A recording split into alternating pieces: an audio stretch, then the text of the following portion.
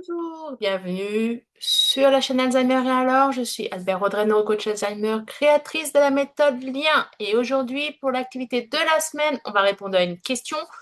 Comment faire une activité si notre proche ou notre patient Alzheimer ne parle plus? Et même, est-ce que c'est possible? Alors oui, c'est possible. Et je vais même vous donner plusieurs petites astuces pour ça.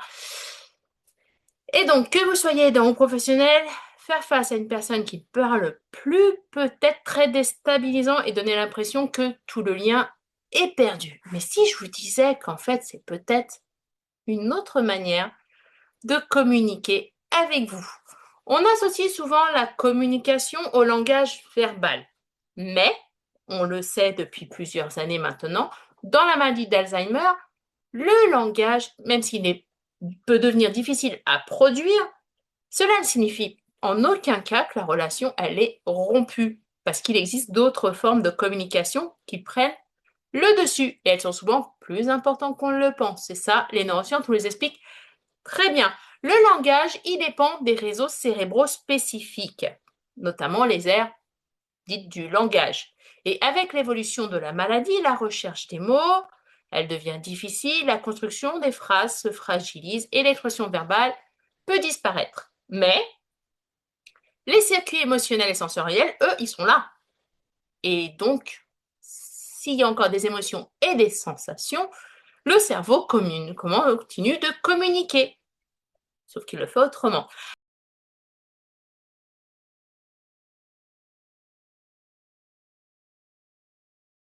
Alors, l'activité de cette semaine, elle est simple, maintenir le lien, même en l'absence de langage verbal. Et j'ai nommé l'activité de la communication sans mots. Alors, le principe, il est simple. Vous allez remplacer la communication verbale par votre regard, votre toucher, votre posture, votre présence émotionnelle. Alors, comment on fait? Alors, au stade léger, nous sommes d'accord, la parole, elle est encore présente, mais diminuée. Et donc, vous allez faire quoi? Eh bien, vous allez ralentir votre propre langage, excusez-moi. Vous allez utiliser des phrases courtes, 7 mots maximum, et laisser plus de temps pour répondre.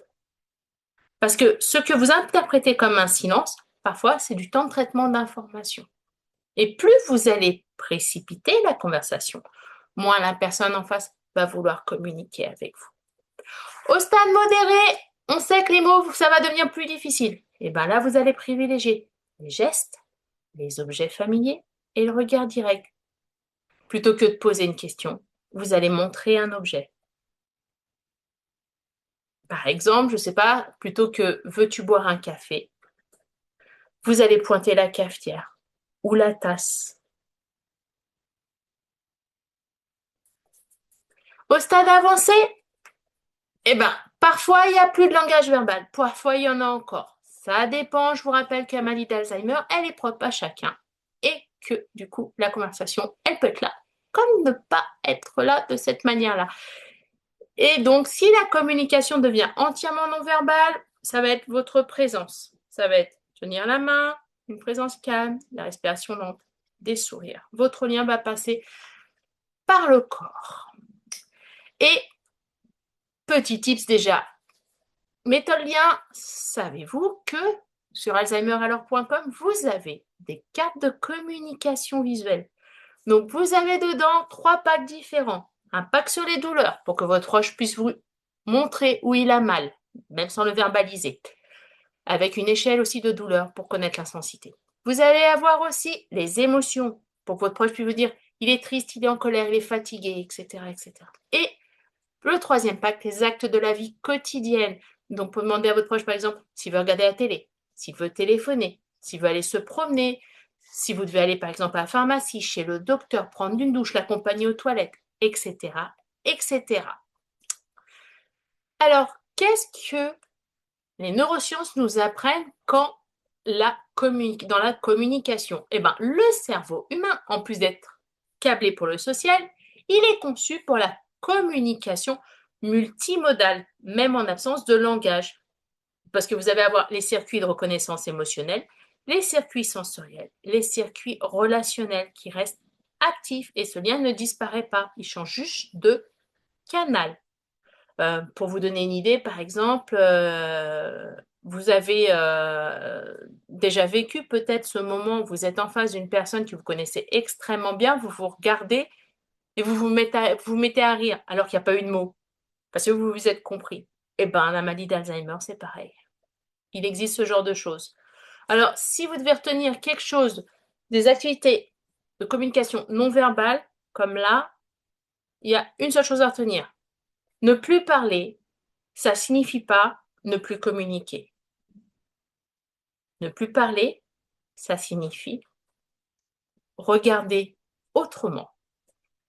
Votre proche, il vous parle peut-être plus, mais en fait, il continue de vous lire d'une certaine manière. Il lit dans votre voix, il lit dans votre présence, il lit dans votre calme, il lit dans vos gestes, il lit dans vos postures. Ce que ça change concrètement, c'est que quand vous allez arrêter de chercher les mots, la pression va diminuer pour vous et pour lui. Et la relation va devenir apaisée parce que le stress va être au plus bas des deux côtés. Et ça, c'est ce que vous apprend la méthode lien. La méthode lien, c'est parler moins, mais parler mieux. C'est ralentir volontairement. Ici, dans le Il y avait la tortue, nous, on est clairement la tortue. Et on kiffe d'être une tortue. On va privilégier les silences. Parce qu'un silence vaut 1000 mots. Une image vaut 1000 mots. Et on va observer les réactions non verbales. On va toujours faire le lien relationnel avant l'activité. Parce que plus la personne dont vous vous occupez est en confiance avec vous, plus vous allez pouvoir faire de stimulation qui fonctionne. Et donc, si ce sujet vous intéresse, n'hésitez pas à rejoindre la communauté lien. Le lien se trouve dans la description ou cliquez sur le lien de cette vidéo. Vous avez des exemples concrets de communication non verbale, des formations sur la communication non verbale. Je vous rappelle aussi que vous avez les cartes de communication sur le site web. Vous avez accès aussi à une hotline tous les jeudis aussi, le jeudi matin, en direct avec moi. Je réponds à vos questions posées par DM. Et voilà, je crois qu'on est bon pour cette semaine. Créer du lien, même quand la mémoire flanche. C'est ça la méthode lien. À jeudi prochain.